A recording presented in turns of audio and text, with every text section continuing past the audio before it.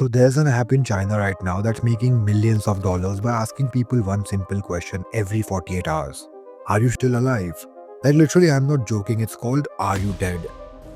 Our next story is about China's new viral app. It's not some game or some kind of social platform. This is an app called Are You Dead?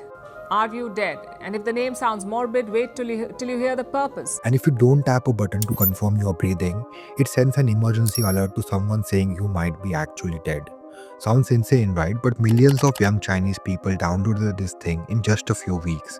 And three random developers in their 20s are now fucking millionaires. But here's what nobody's talking about. This isn't just some weird app. This is a masterclass in fear-based capitalism.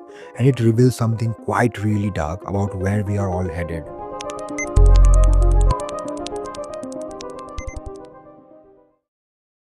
So the app launched at the end of 2024 with no branding, no marketing, no ads as well.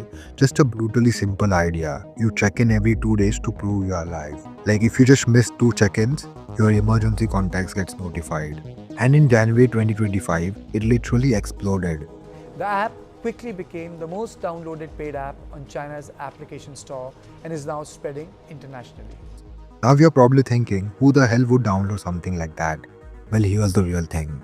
China's got a massive problem that nobody talks about. By 2030, they will have almost 200 million people living completely alone. That's not a typo. Literally 200 million people. Because millions of young people moved to massive cities like Shanghai and Beijing for work. They left their families behind and they work insane hours. Like 9 a.m. to 9 p.m. 6 days a week. That's called the 996 culture. And it's absolutely brutal. So you have got all these people in tiny apartments working themselves to death with nobody checking on them. And they are terrified that one day, something bad happens and no one notices for weeks.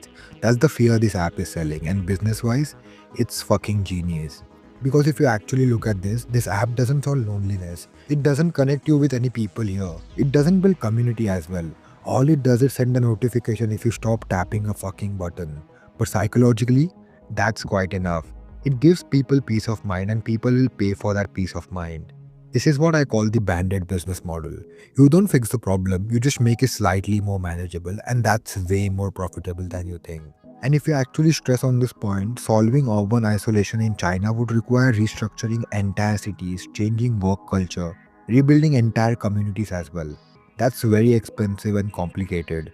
But literally an app that almost costs nothing to build and you can sell it to millions of people instantly. The app creators even made the name quite controversial on purpose.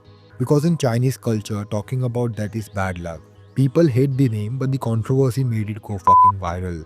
So you have got this app that literally costs nothing to make, sells itself through controversy and charges people to feel slightly less alone in the broken system. That's not innovation, that's monetizing a societal failure. And here's where it gets really uncomfortable. This isn't just happening in China. Japan's been dealing with this for fucking years.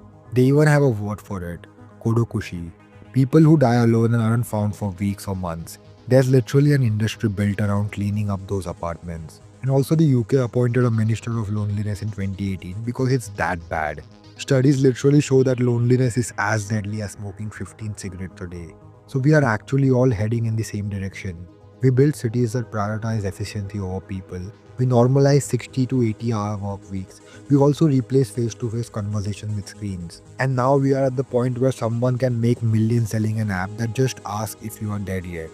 That should literally terrify you. Because the app itself isn't the problem, it's just a symptom. The real problem is that we have accepted a world where this makes so much sense. Where checking in through an app feels like an adequate replacement for actual human connection. So the app really asks you, are you dead? But maybe the better question is, are we actually living? Because when you're working so much that you need an app to confirm you're still breathing, when you're so isolated that an automated alert is the only thing standing between you and dying alone, that's not success.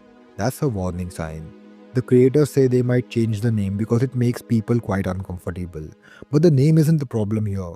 The problem is that millions of people need this app in the first place. And if the business model works in China, it will spread everywhere else. That's how it actually works. So here's my actual challenge to you. If you found yourself thinking I might actually need this, don't download it at all. Call someone instead, check in on someone and build actual something real. Because the only way to beat apps like this is to make them unnecessary. So if this made you think, make sure to subscribe to this channel and hit that like button.